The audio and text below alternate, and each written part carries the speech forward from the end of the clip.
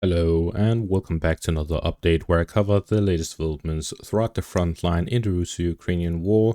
It is your host Weeb Union, and in this one there are several developments across the front line, all in favor of the Russians.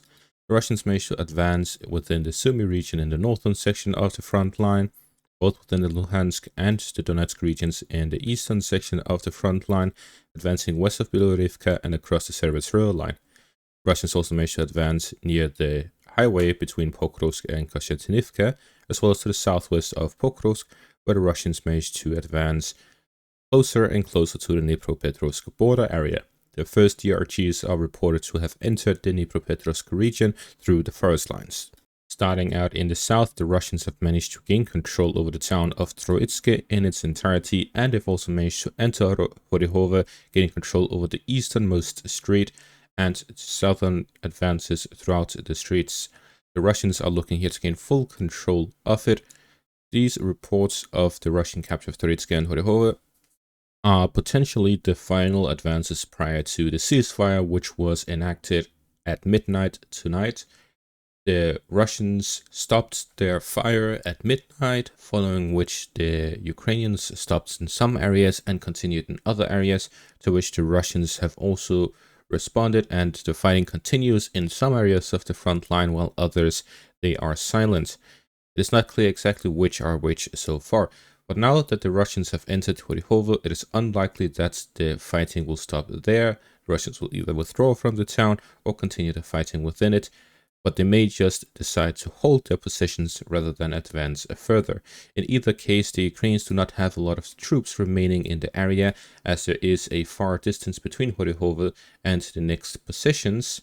The Ukrainians likely are going to withdraw from Hihova or fight until the Russians gain full control of it. But Anivka has also been isolated from other Ukrainian positions, as the Russians have captured 2.5 of the 4 towns here along the Dnipropetrovsk border area. With this, the Russians are less than 2 kilometers from the border area between the Donetsk and Dnipropetrovsk region. The first DRGs have reported to been entering the Dnipropetrovsk region, likely from the Kotlyarivka direction, where you can see that there is a few forest lines that the Russian soldiers can move through within the cover of the trees. This allows them to enter the Dnipropetrovsk region, likely moving in the direction of Novopavlivka, where they'll try to gain some information and pass it down back to their forces prior to the border area. This also means that the Russians will likely gain control over the remaining 2 towns of Hihova and Bohdanika as soon as the ceasefire ends, which will allow the Russians to start an offensive into the Dnipropetrovsk region to cut off the highway through Novopavlivka down towards Stashne, supplying the Ukrainian forces in the towns along the Vovcha River line, which will cut off their main supply line and the only road that remains intact for the Ukrainian forces to supply the forces in the area. The Russians will then also be allowed to flank the fortified positions with no significant positions of the Ukrainians standing in their way. They will be able to reach these fortified positions within a short amount of time. We will likely see significant offensive operations by the Russians following this ceasefire in all directions following the capture of these towns. The Russians also managed to advance along the highway, where they gain control over a fortified position west of Novolenivka, and are fighting over the next one, which will allow them to gain control over the highway area between Novolenivka to the north and Beresivka to the south. The Russians have not expanded defensive operations within Dnipropetrovsk, nor have they advanced further within the town, which indicates that their currently positions are areas where they are trying to dig down and hold on to the end of the ceasefire before continuing. The Russians did manage to gain control over Alexandropil here to the east, where they are advancing along the main road between Zelenopole through Alexandropil and to the east. The Russians continued offensive operations in 2 ways: along the highway to advance towards Koshantifka and bypass the fortified positions from their rear, while at the same time advancing along the main supply roads into the pocket itself, where they're advancing in the direction of Zoria and Romanivka from the southeast and from the west to cut off the Ukrainian positions along the fortified positions near Stara Mykolaiivka to the east and to the west. Once the ceasefire ends, the Russians will look to gain control over Zoria, Romanivka, Stara Mykolaiivka, and this entire pocket area, which will allow them to start attacking towns such as Katerinivka and the high ground west of Sherbinivka and Troitzke, where the Russians will look to gain control over everything south of the reservoir here south of Koshantinivka. At the same time, they will be advancing along the main highway, which will allow them to gain full control over this entire pocket area and also to secure the southern flank of Koshantifka. This is a large area in terms of landmass, but not really in terms of defensive capabilities. The Russians have gained control over the most significant defenses of the Ukrainians in the area. Russians gain control over this area, they will gain control over a large portion of what they need to control ahead of a siege of Koshantifka. This will allow them to start fighting north of the highway towards the few towns and villages in that direction, to start flanking the city from the southwest and to threaten the supply line of the Ukrainians northwest of Koshantifka.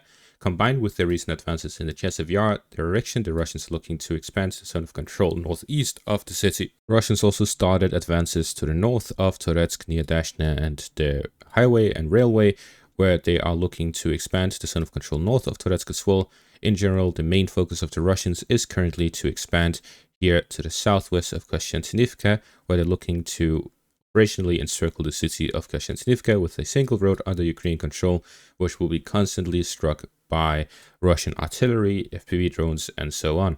Further north in the Siversk section of the front line, the Russians advanced north of Kamyansky, gained control over some of the forest lines in the area, threatening the town from the north.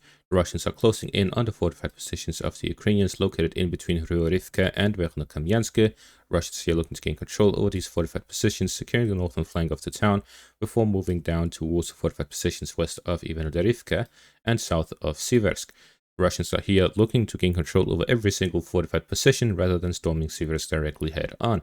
This is what they previously faced, was that they launched offensive operations through Kamyansky, to which they were exposed from both flanks as the Ukrainians had positions in the fortified positions and in the forest lines. Now that the Russians are capturing every single position, the flanks would be secured and they will be able to advance further more securely, despite the Ukrainian FPV drone strikes and so on, which can strike them when they are on the move and when they are in the forest lines.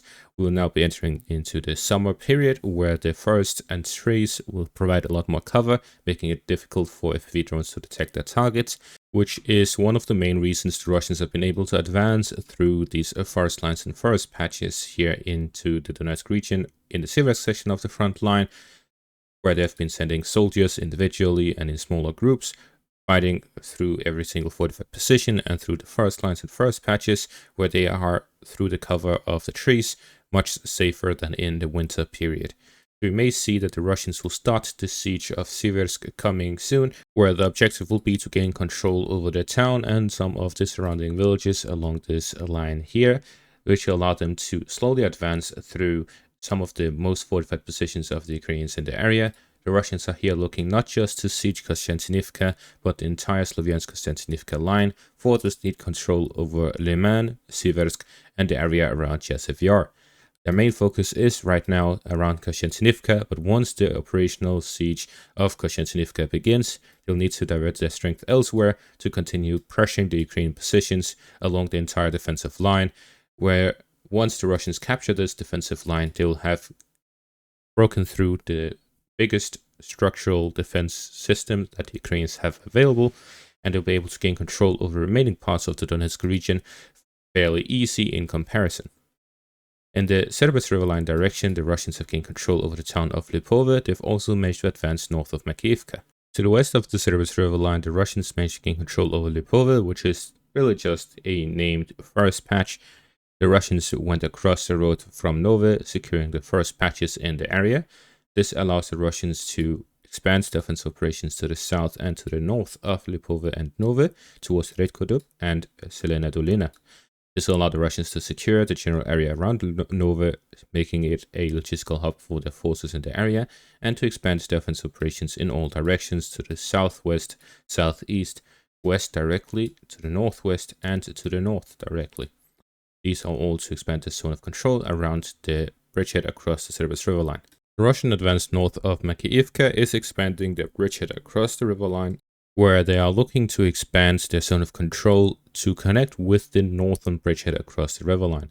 The Russians are looking to connect their forces here in between Nove to the south and Lepi and Kopaki to the north. The Russians will look to gain control over the towns and the fortified positions east of this line here, where they will look to expand their zone of control to connect their positions across the Serb River line from the north and from the south. Serb River line moves through from the east of Liman through most of these towns and all the way up through the front line here east of Lypove. This means that there is a large gap between their bridgeheads in the south and in the north, which they can control by advancing along this main road, connecting their forces in the north and the south. The Russians have recently been active in both the northern and southern parts of it. This means that the next operation by the Russians will be to connect both of these areas, allowing them to have a coherent front across the Serb River line and to launch additional offensive operations towards the Troitzke River line to the west. Finally, in the northern section of the front line, the Russians made a small advance within the Sumy region, gaining control over an additional forest patch. The Russians are here slowly moving along the main highway to gain control over the forest patches in the area, gain control over the flanks of Luknia before moving deeper within the town and start the battle over Dnipropetrovsk, which is the main supply hub of the Ukrainian forward positions here in the Sumy region, and allow the Russians to establish a proper foothold within the Sumy region. Russians look to gain control over the forest patches in the area, the town itself, and connect it with the river line to the west near Yablonivka and Bilovody. And that is going to be all for this update. Thank you all for watching. Make sure to leave a like, subscribe, check out my Patreon and YouTube membership for additional content. Thank you all for watching and have a great day.